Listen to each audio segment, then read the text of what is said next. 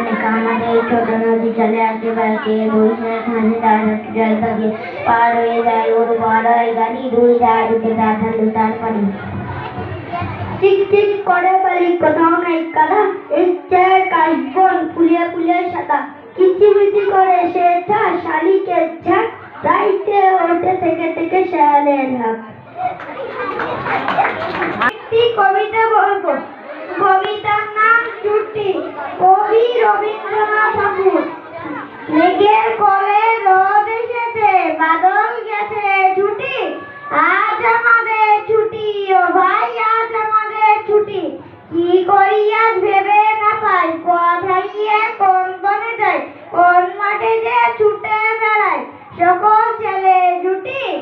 আজ আমাদের ছুটি ও ভাই আজ আমাদের ছুটি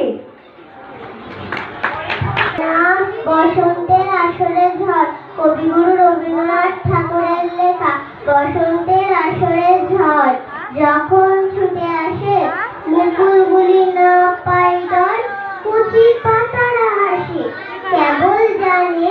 জীর্ণ পাতা ঝড়ের পরিচয় ধৈর্য তারই মুক্তিদাতা